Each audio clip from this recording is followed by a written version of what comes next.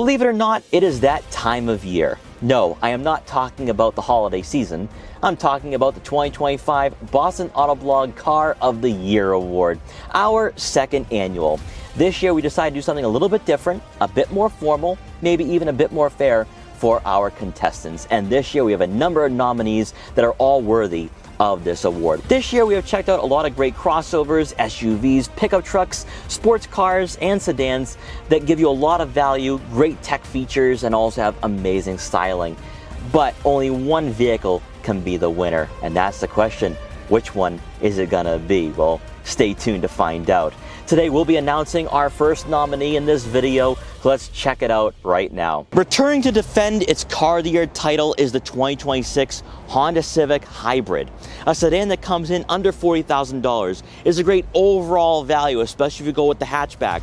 Also, fantastic performance, great fuel efficiency, and also really cool tech. For a car coming in under $40,000, it is a no-brainer. However, for 2025, the competition is far more intense and formidable, and in today's video, we're going to go over the pros and cons for the Honda Civic Hybrid and see why it might go back-to-back in 2025 or possibly might end up being a runner-up. So if you're ready, then I'm ready. Let's dive right into this video. Now, as always, I want to give a huge shout and thank you to Atamian Honda here in Tewksbury, Massachusetts for letting me come down here to check out their Honda Civic Hybrid. Their link will be in the description below, so you can check out their extensive Honda inventory. The very basis for what makes the Honda Civic Hybrid so great is what's powering it.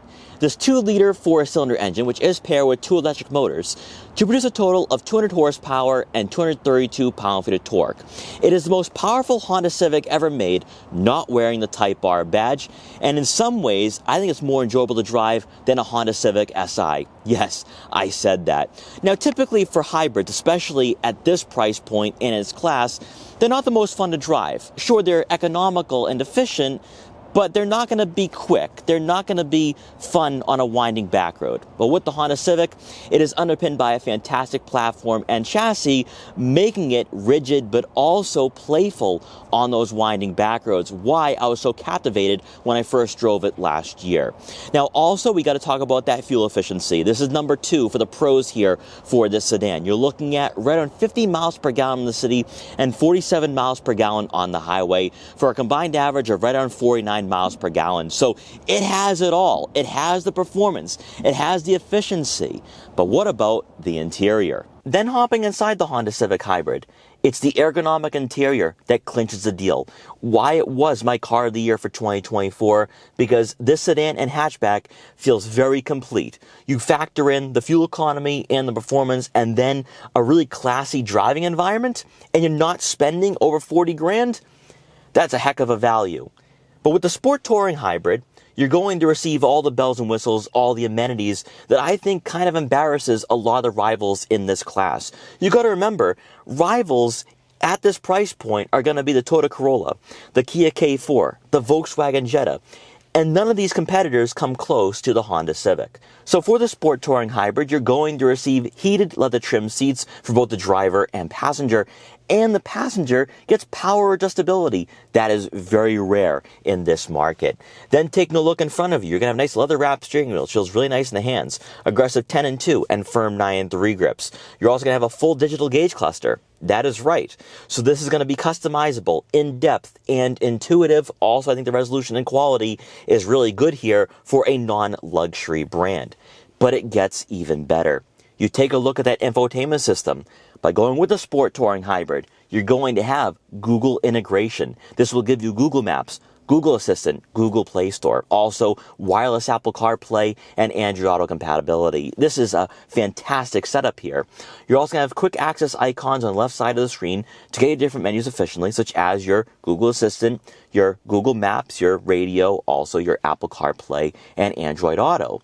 But then for those of you who are concerned about a lot of manufacturers moving away from physical buttons and dials, well, Honda has you covered, because next to the screen will be your home and back buttons, also buttons for the tuning and a volume knob. Love to see it. Beneath that, you're going to find more physical buttons and dials for your dual zone climate control. That is right. dual zone climate control, then physical buttons for your fan speed, fan direction, AC, front and rear defrosters, and of course those heated seats. It is all right here. You can have the nice grille design on the dashboard that extends the entire length of the interior. Again, classy look, love that styling. Yes, there is some gloss black trim, but Honda did keep it a bit more simple here, where I don't think this will be difficult to clean or maintain throughout the years of ownership.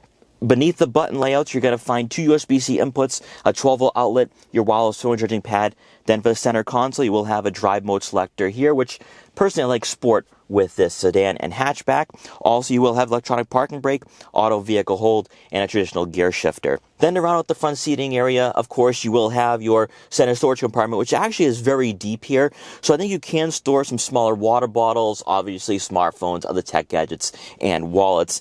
And best of all, with the Sport Touring, you will have a power moonroof, which brings in a lot of natural light to the interior. And then to round out the pros here for the 2026 Honda Civic Hybrid is going to be the classy design. Now, this was not part of my list, but I figure for the video, might as well go over the exterior one more time, just as a refresher for you guys. So as you can tell, we are going to have LED headlights here, LED daytime running lights. What I really love, though, here with the Sport Touring Hybrid is the gloss black honeycomb mesh grille.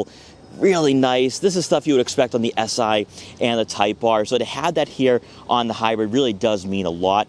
That honeycomb mesh grille makes its way to the lower portion of the front bumper. And then, okay, we don't have functional side air curtains, but I'm okay with that because this isn't an SI or Type R. So it looks good as an aesthetic piece here to the design. Then as you make your way over to the side profile, you're going to have these 18-inch alloy wheels in a gray finish.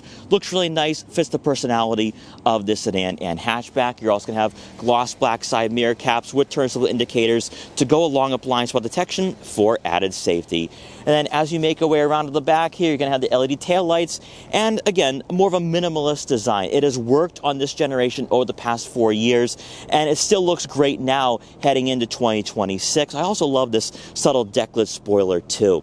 Now, behind me is a Civic Hybrid hatchback.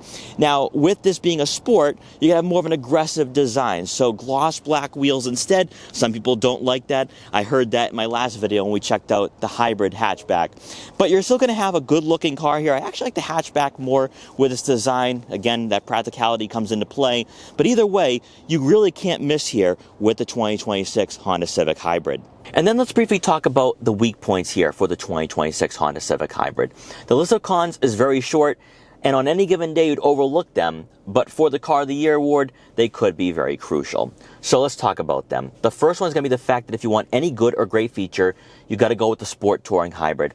All the features, all the bells and whistles are reserved for the Sport Touring, whereas the Sport is a bit more bare bones, and if you're just someone looking for the fuel efficiency and performance, you get that out of the Sport.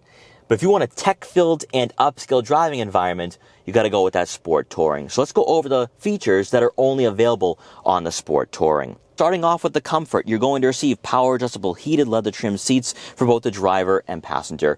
They're plush and they're supportive, exactly what you're looking for out of a car coming in at around $35,000. But the technology is going to be the big one here. This is actually the main talking point and why the Honda Civic is so good at its price point. So with the Sport Touring, you're going to receive a 9-inch touchscreen with wireless Apple CarPlay and Android Auto compatibility to go along with Google integration. In my opinion, the Google integration is worth a $3,000 upgrade. The software runs very smoothly, the resolution and quality is really good, and most importantly, the screen is intuitive.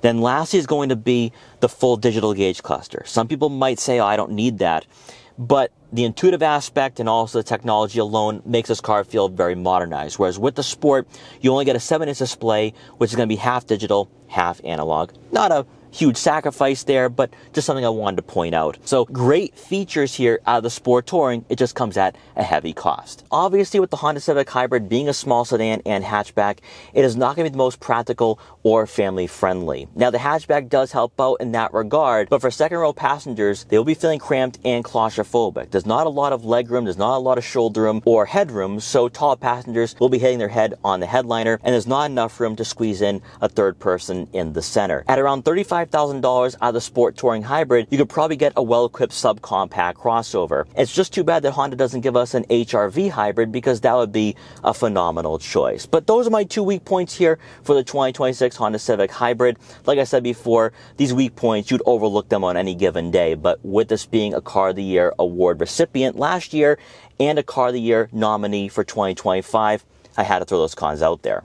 So guys, stay tuned for more nominees to be named over the upcoming days. What do you guys think? Is the Honda Civic going to go back-to-back for Car of the Year award for 2025? Let me know. But guys, once again, thanks so much for watching. Take care, and I will see you guys next time.